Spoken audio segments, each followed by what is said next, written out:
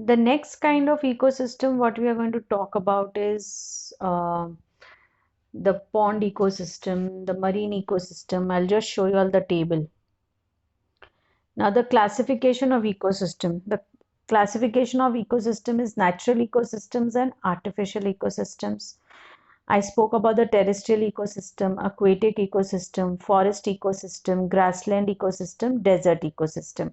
What remains is pond, ocean, estuaries, lake ecosystem is also there, stream and river ecosystems, marine ecosystems, seashore ecosystems, all of those are also there.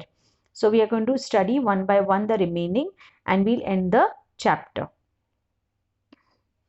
Now, when we talk about the pond ecosystem, what is the pond ecosystem over here? The producers over here are of the following types: macrophytes, phytoplankton, consumers, primary consumers, bentos, all of those. Now, let's understand what is it talking about.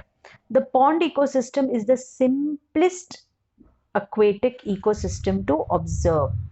There are differences in pond that is temporary and has water in only in the monsoon. Most ponds become dry after the rains are over and are covered by terrestrial plants for the rest of the year. When a pond begins to fill during the rains, its life forms such as the algae, the microscopic animals, the aquatic insects, the worms come out on the floor of the pond where they have remained dormant in a dry phase. Gradually, more complex animals such as crab, frogs, and fish return to the pond. The vegetation in the water consists of floating weeds and rooted vegetation on the periphery, which grows on the muddy floor underwater and emerges out of the surface of water. As the pond fills in the monsoon, a large number of food chains are formed. Algae are eaten by the microscopic animals, which are turn eaten by the small fish, which are larger carnivores fish depend upon. These are in turn eaten by birds such as kingfishers, herons, and birds of prey. Aquatic insects, worms, and snails feed on the waste material excreted by animals. Students understand the food chain which is there running across in a pond ecosystem. So, aquatic insects, worms, and snails feed on the waste material excreted by animals and the dead or decaying plant and animal matter. They act on the detritus, which is broken down into nutrients which aquatic plants can absorb, thus completing the nutrient cycle in the pond. The temporary ponds begin to dry after the rains and the surrounding grasses and terrestrial plants spread into moist mud that is exposed. Animals such as frogs, snails, and worms remain dormant in mud, awaiting for the next monsoons. Now, there are types of pond ecosystem. Ponds can come in many different forms and they have their own different characteristics. So, there are some types of pond ecosystems what we are going to discuss, that is the salt ponds. The salt ponds contain brackish, that is salty water, and occur only close to the seaside, where waterlogged ground creates natural pools. Salt ponds, they can occur in rocky areas on the beach, though they are here called rock pools.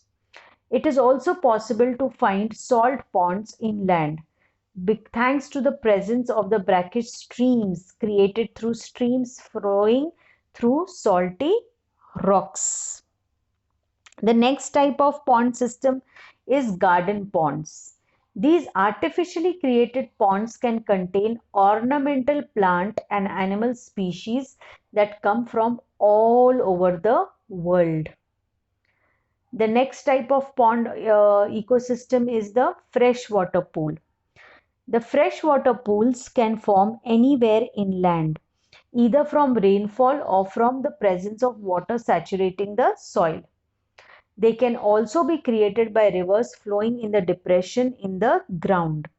They can be home to fish, birds, amphibian, crustaceans, and many other kinds of wildlife. The other type of pond system is vernal pools. Now, vernal pools are seasonal ponds. They form in depression in the ground, but only during certain types of the year when the rainfall is the heaviest. As a result, they will attract certain types of animals and birds that are in need of a drink whenever they appear, and at other times of the year they are really deserted. One example is seasonal oasis in the desert. You all are very well aware of this term, oasis in the desert. These type of pond ecosystem, the vernal pools I am talking about, these types of pond ecosystems are sometimes referred to as ephemeral pools to reflect the fact that they only exist at certain times of the year. Then we have underground ponds. Ponds can form underground in the rocky environment of caves. Here, a surprising amount of life can be found, including fish, different bacteria, lichens, and so on. Now, what are the characteristics of pond system? Basically, they are still waters. They involve stagnant and standing water. They are surrounded by banks. They are surrounded by artificial or natural banks. These ecosystems are wet and humid ones. Then distinct communities of creatures will live at different levels in ponds.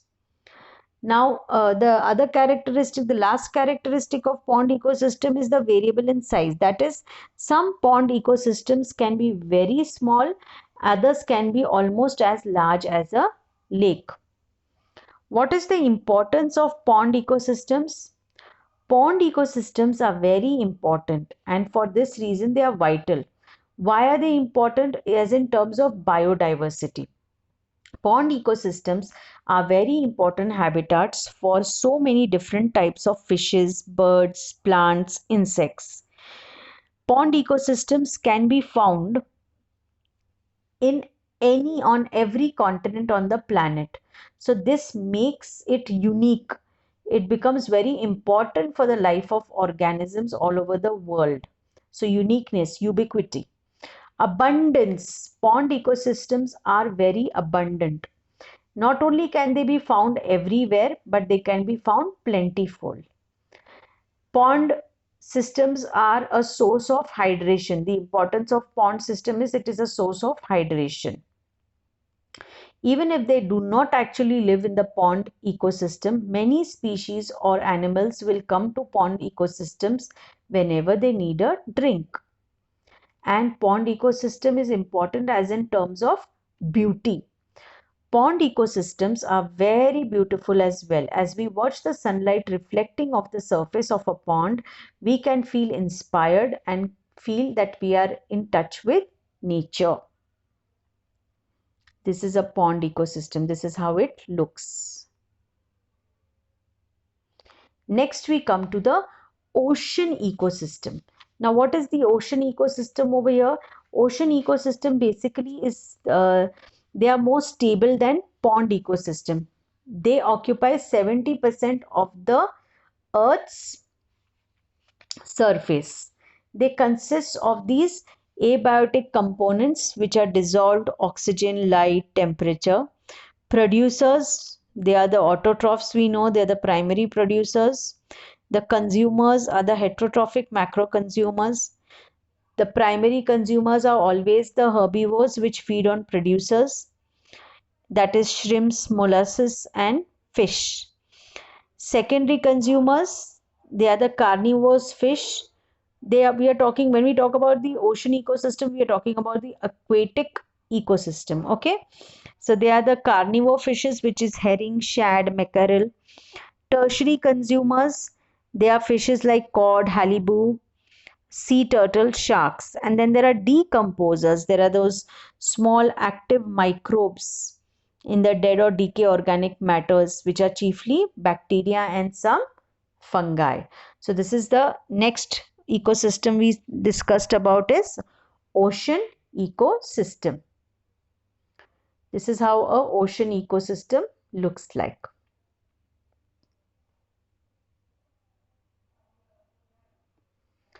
Riverine ecosystem. As compared with lentic freshwater ponds and lakes, lotic waters such as streams and rivers have been less studied. However, the various components of a riverine and stream ecosystem can be arranged as follows. Now, before we get into understanding what is riverine ecosystem, it is a mix of the streams ecosystem and the river ecosystem. So, let's understand this each individually. Streams and rivers are flowing water ecosystems in which all the living forms are specially adapted to different rates of flow.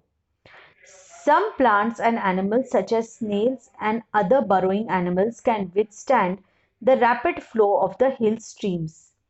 Other species of plants and animals, such as water beetles and skaters, can live only in slower moving water. Some species of fish, such as marsil, go upstream from rivers to hill streams. They need crystal clear water to be able to breed. In this, they lay eggs only in clear water so that their young ones can grow successfully. As deforestation occurs in the hills, the water in the streams that once flowed throughout the year become seasonal. This leads to flash floods in the rains and shortage of water once the streams dry up in the monsoon. The community of flora and fauna of streams and rivers depend on the clarity, the flow, the oxygen content, and the nature of their beds. The stream or river can be sandy, rocky, or muddy bed, each type having its own species of plants and animals. Now, over here, what happens in riverine ecosystem? The chief producers are what remains permanently attached to a firm substrata, which is the green algae, cladoflora, or aquatic mosses. Who are the consumers here? The consumers show certain features as permanent attachment to firm substrata, presence of hooks, suckers, sticky undersurface streamlined bodies, flattened bodies. Thus, a variety of animals are found which are fresh, spongy, and caddisfly larvae, snails, and flat worms. The decomposers in the riverine ecosystem are the various bacteria and fungi like actinomycetes are present which act as decomposers. Then we'll talk about lake ecosystem. Now, what is a lake ecosystem also? A lake ecosystem functions like a giant permanent pond. It is a giant permanent pond.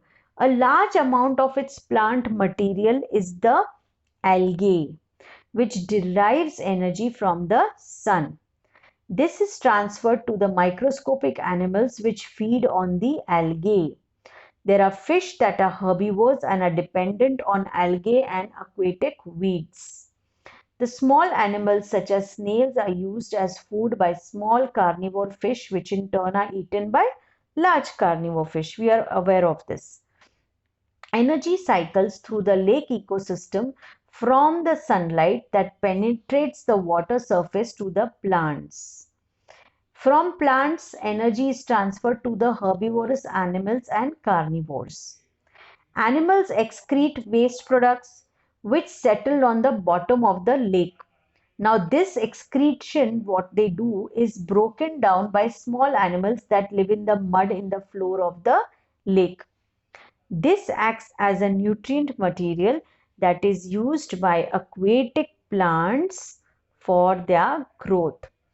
During this process, plants use carbon from carbon dioxide for their growth and in process release oxygen. This oxygen is then used by aquatic animals which filter water through their respiratory system. So this is lake ecosystem what we spoke about. These are the species in the riverine ecosystem. Estuarine ecosystem. What does this mean now when we talk about estuarine ecosystem? An estuary is a partial enclosed body of water along the coast where fresh water from river and streams meet and mix with salt water from oceans. This ecosystem are considered as most fertile ecosystem.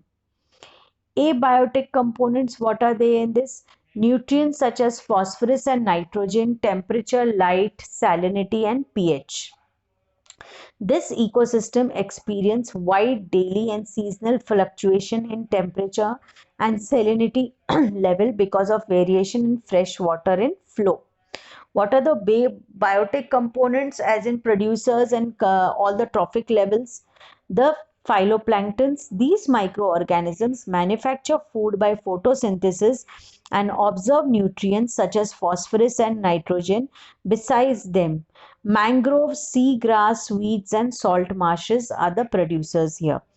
Consumers in estuarine ecosystem is what? The primary consumers are zooplanktons that feed on phytoplankton. Besides them, some small microorganisms that feed on producers. Secondary consumers include worms, shellfish, small fish feeding on zooplanktons. Who are the tertiary consumers in estuarine ecosystem? Fishes, turtles, crabs, starfishes, which feed on secondary consumers. Finally, the decomposers, that's the last level. Fungi and bacteria are the chief microbes which are active in decay of the dead organic matter. This is the estuarine ecosystem, riverine, estuarine, and marine. We are going to talk about the marine ecosystem now. When I talk about the marine ecosystem, what do I mean by that?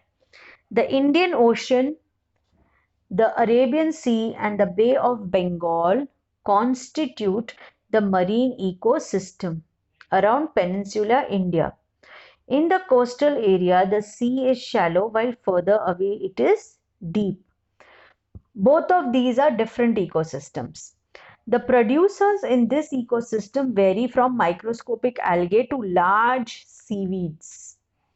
There are millions of zooplankton and a large variety of invertebrates on which live fish, turtles, and marine mammals are there. The shallow areas near Kutch and around the Andaman and Nicobar Islands are some of the most incredible coral reefs in the world. Now, coral reefs are only second to tropical evergreen forests in the richness of their species. Fish, starfish, jellyfish that deposit the coral are few of the thousands of species that form this incredible world under the shallow sea. Deforestation adjacent mangroves leads to silt being carried out to sea where it is deposited on the coral and which then dies. We are talking about marine ecosystem. There are many different types of coastal ecosystems which are highly dependent on tide. The marine ecosystem is used by coastal fisherfolk for fishing, which forms their livelihood. In the past, fishing was done at a sustainable level. We all know that. The marine ecosystem continued to maintain its abundant supply of fish over many generations. Now, with intensive fishing by using giant nets and mechanized boats, fish catch in the Indian Ocean has dropped significantly. So, this is what we spoke about estuarine ecosystem. The next what we are going to talk about is the seashore ecosystems.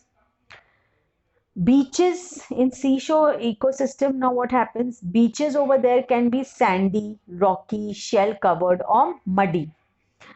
Of these different types, there are specific species which have evolved to occupy a separate niche. There are different crustacea such as crabs that make holes in the sand.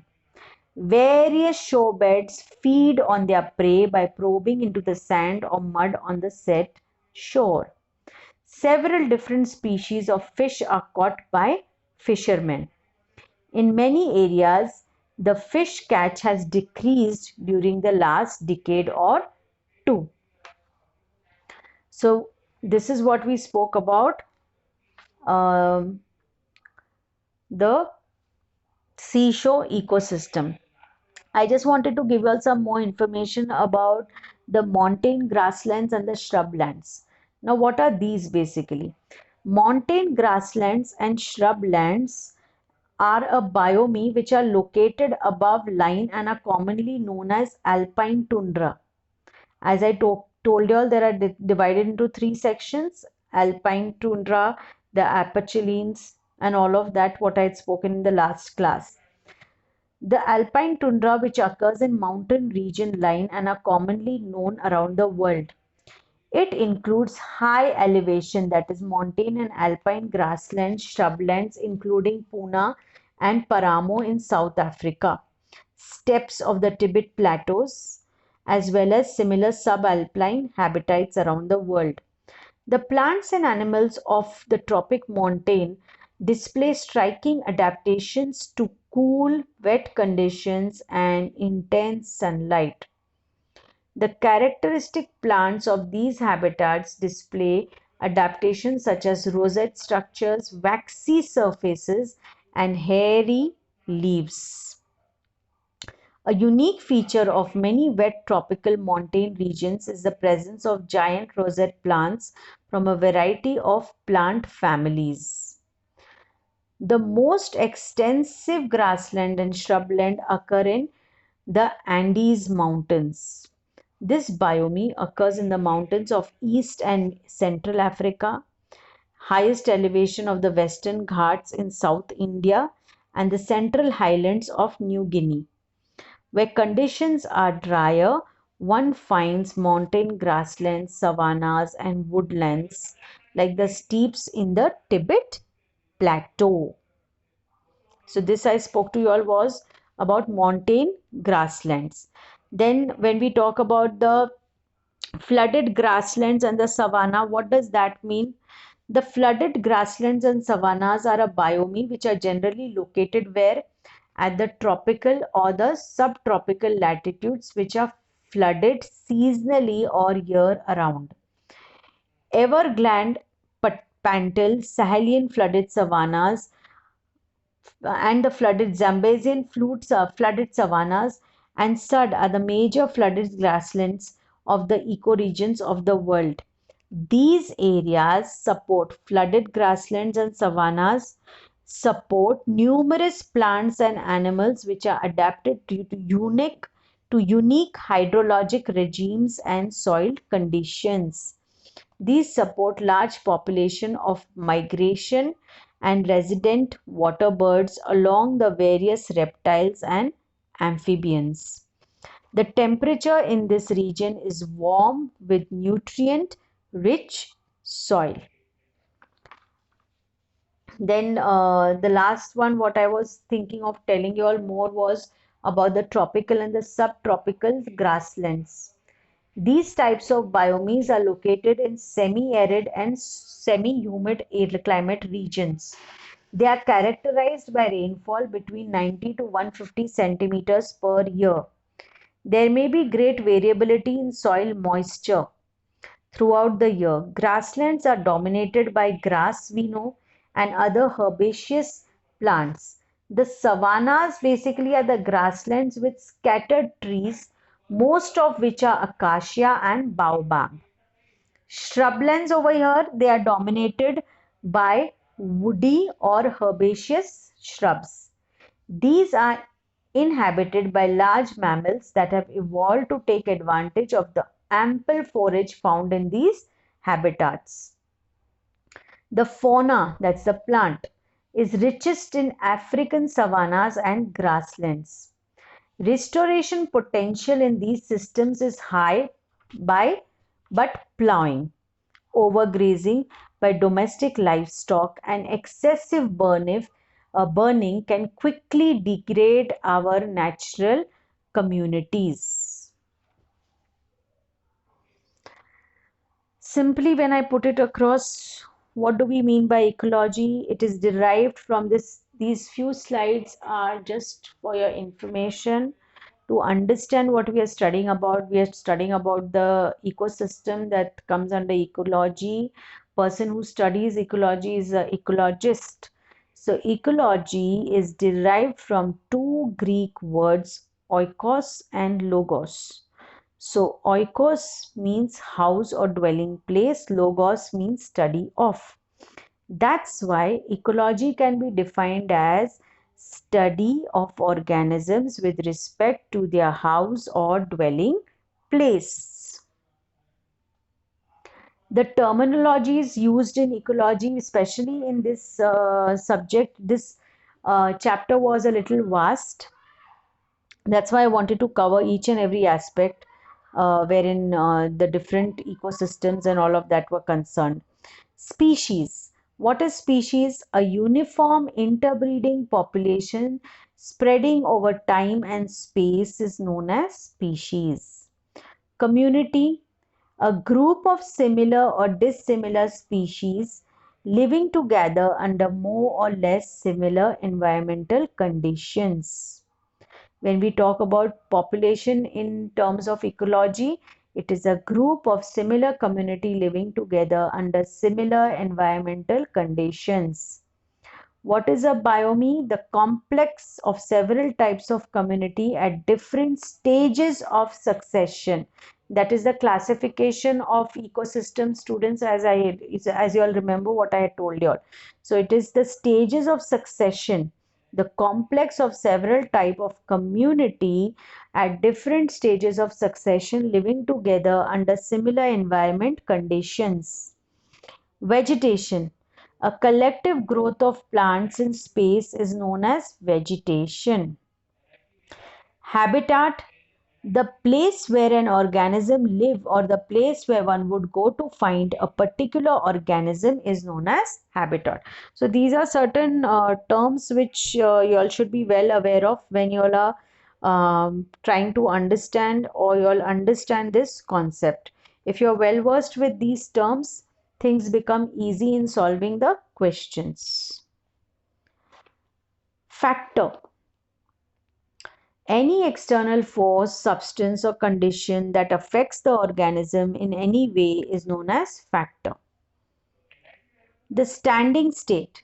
The total amount of inorganic substance, that is minerals such as phosphorus, sulfur, nitrogen, hydrogen, present at any given time in the environment of an ecosystem is known as standing state. Biomass, I have repeated many times. Another time also it's understand this term. It is the total amount of living material present in terms of weight or unit area. So these are the important terms which are used in ecology quite often. The last is components of an ecosystem.